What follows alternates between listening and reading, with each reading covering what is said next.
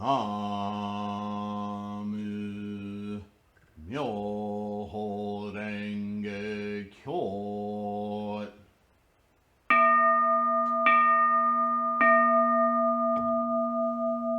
나무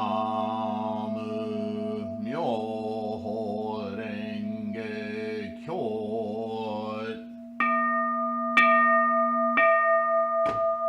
나무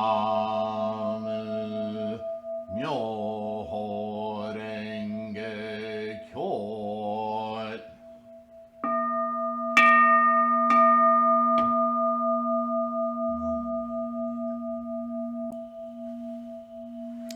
Hi everybody, thanks for being here. Namo Myoho Renge Kyo. It's good to see you. I hope that this finds you in good health and secure. Short video. I just wanted to propose something to you. Two things actually. Well, the first thing is now that we've covered, and I've done a whole, something like 45 podcasts about the Lotus Sutra, gone through every chapter of the Lotus Sutra and the innumerable meanings, as well as the closing sutra. Just go to the playlist and put Lotus lectures in there, and all of those will come up. We've covered all of the Gosho, which I thought, I didn't know I'd get that done in my lifetime. So we went through every single letter and discussed it all.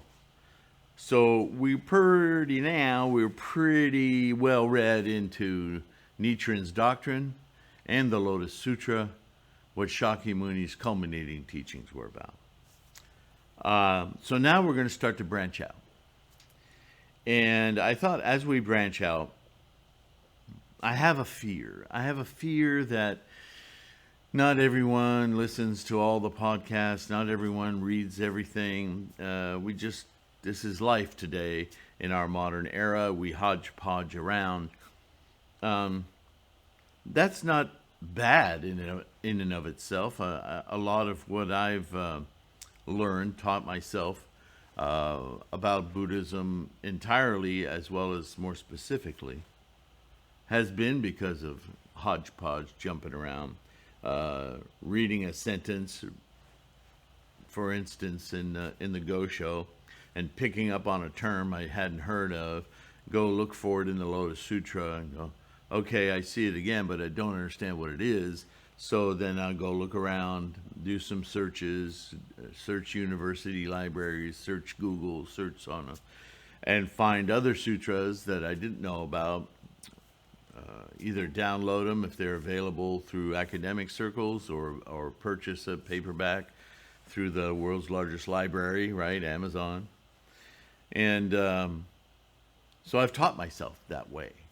But I think that works for those of us who are really dedicated to study. But if you're hodgepodging around because you basically don't like study, and you just like being distracted by other things, the danger is if I start talking about this sutra or that sutra or the Diamond Sutra or the Heart Sutra or Lankavatara or whatever, a couple of things will create insights, which is good, that's what you want, and then you'll go merrily down that path and forget, unfortunately, that the ultimate path is the one we're on. With your mandala, chanting Daimoku, opening your Buddha mind directly. This is the only teaching that does that. All of these others, however, are interesting because they can give us greater depth and greater insights into the things we already know conceptually. But all of Buddhism, and this is the thing I want you guys to remember as we go through these different sutras and books, is that you're going to hear certain concepts appear over and over and over. And what you're going to discover is that this sutra and that sutra and that sutra are all talking about different aspects, different facets of the same fountain. of the same thing, about the mind, about attitude, about intent, but they'll teach it differently. They'll teach it to different points of view, different experiences, because we're all different. And that's the benefit of study, because all of us are different, and our minds will click with certain information based to a certain mind that maybe didn't fully engage in all of our study of the Lotus Sutra and Nichiren's doctrines. So yeah, I want to read some Tendai. I want to read, if I can find anything of Gongyo's. Certainly, I have several, the Madhyamika from Nagarjuna. Also, a lot of what Nagarjuna taught was captured in the Perfection of Wisdom, which are before Nagarjuna. In fact, the Edward Kanzi's book, one of them, The Perfection of Wisdom in 8,000 Lines, we're going to discuss, probably comes from Gandhara area, Gandhari script, and other scripts. I can't remember all these terms, but that was a period of time, 100 years BC, where Gandhara became quite an active center for Buddhism. And prior to that, there's not a lot of written stuff. The main reason for that is that Buddhism, as you should know by now, was taught orally, right? And the tradition was to orally teach these teachings as a teaching and in verse, in a prose, kind of repetitive, kind of a rhythm, right? We know that from Gongyo. There are areas of Gongyo we learn really fast because they have this rhythm to them. And that's essential for memorization, right? Over hundreds of years. And they keep those accurate, because if you don't sing them right, then it's obvious, right?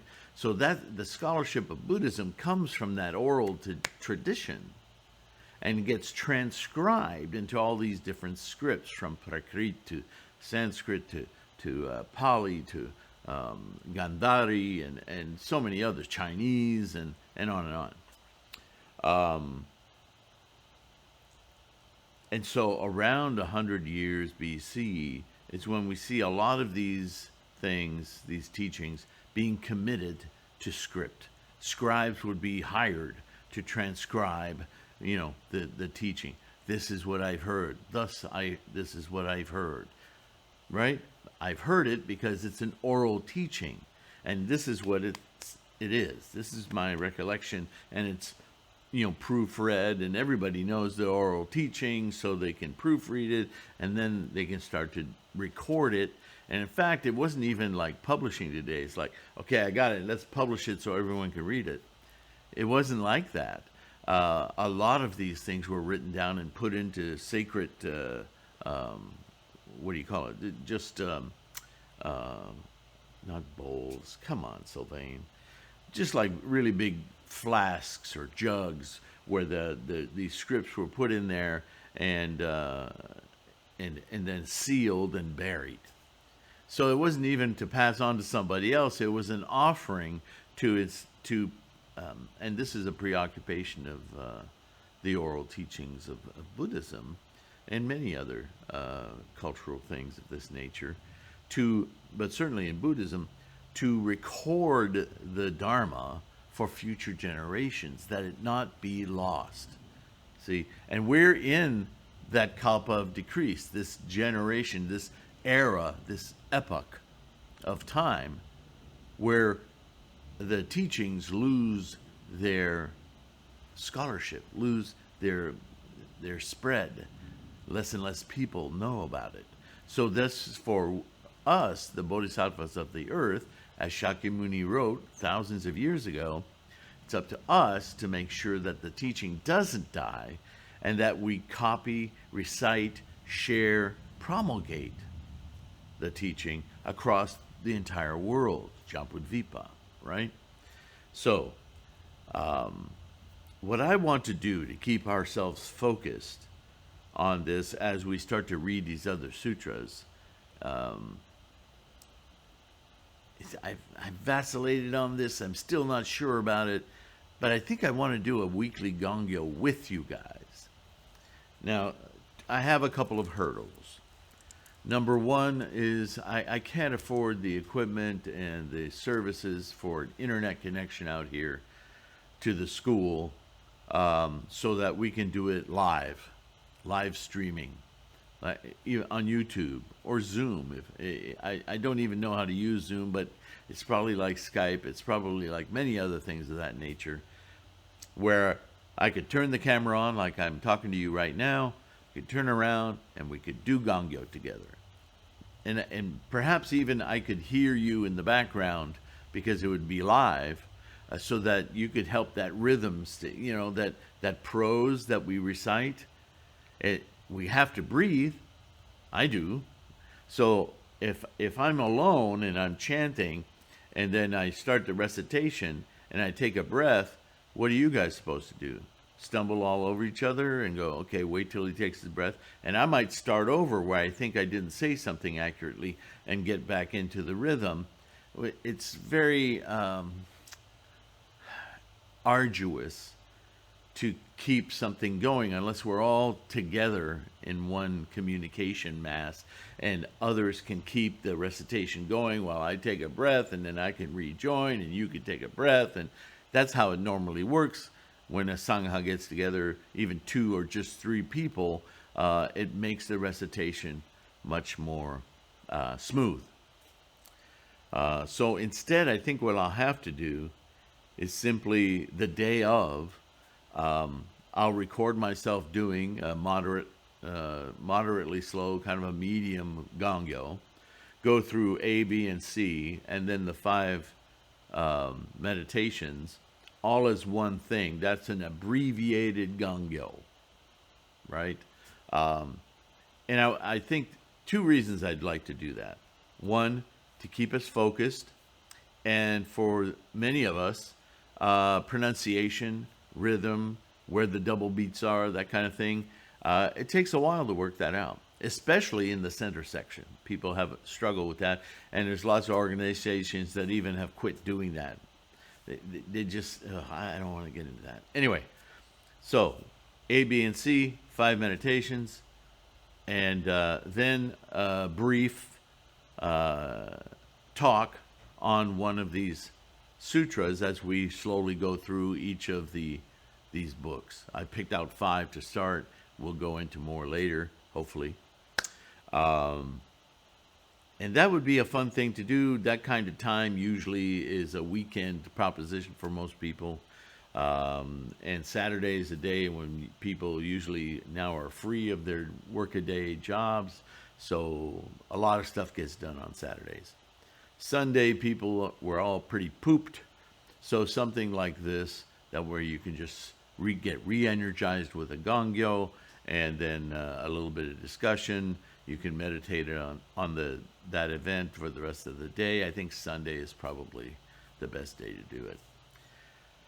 Okay, second concern is that because I don't have the money or the equipment to do the live thing, is that I'm going to do it the day of. I'll do it early in the morning, and I'll pre-record it, but it'll be a new one every week. You'll be able to tell by the dialogue. And my, Gongyos vary. Some days, certain words and certain letters that just don't want to come out of your mouth. That's just the nature of training. So I'll pre-record it and post it right away. And that'll be as though we're doing Gongyo together. We will be. It'll just be pre-recorded for that day. And hopefully I'll get the financial fortune at some point. I don't know from where, but I think I've been wanting to do this a long time. And what's halted me is this pre-recorded idea. I wanted to be a genuine experience for you, okay? So at any rate, I'm thinking the once a week Gongyo with a short lecture is a format that I would really enjoy doing, and I think would be beneficial for all of us to operate as a little tighter Sangha. So we're all learning and reciting our Gongyos as correctly as possible. And so I want your feedback. I'm not really good at doing polls and stuff, and YouTube has gotten rid of a lot of tools they used to have, and I have no idea how to make that happen on YouTube anymore. So I'll just rely on word of mouth, and you guys use the comments. Let me know your thoughts, and I'll listen to all of those. I'll read those comments, provided you give them to me. In other words, do it. And then I'll go from there. If I don't hear from you, then I'll just start doing it, and it'll be there. And I'll have another playlist that'll be just for, I don't know what to call it, Sunday Gongyo, or abbreviated Gongyo with a date, that kind of thing. Maybe it'll be an abbreviated Gongyo, a different format, picture, and what the subject line will be is the reading of the day, like what, chapter 1, perfection of wisdom, or something like that. I'll work it out. In the meantime, I appreciate you guys like I can't even describe. I'm so proud of you doing this practice, and I want to keep you inspired, and I want to keep you on the right path with Namo Myo Renge Kyo. But I want to expand our knowledge base for all of us onto what these other sutras are about. A lot of people are asking for perfection of wisdom. A few of you. So if you want to hear, if you think it's got to be Diamond Sutra, or it's got to be, I don't know, pick one. You got to voice your opinion, or I'm just going to go. I think what I'm going to do, because I'm not getting a lot of response from you guys on this so far, is I've got these 5 picked out. I talked about it in the last video, and I think I'll do like a chapter, or whatever reasonable amount of that chapter is from one, then the next week another one, and I'll cycle through all 5, and slowly we'll go through all 5 at the same time. And I think that might even illustrate what I was saying earlier about the similarities from different directions of the same thing. I think that might be really a cool thing to do. So that's how I'm going to proceed. And until the next video, Namo Myo Renge Kyo. Take care of your health. Be nice to yourself, kind to others. And I look forward to this coming Sunday. All right? You take care of yourself, and I'll see you then. Bye for now. Namo Myo Renge Kyo.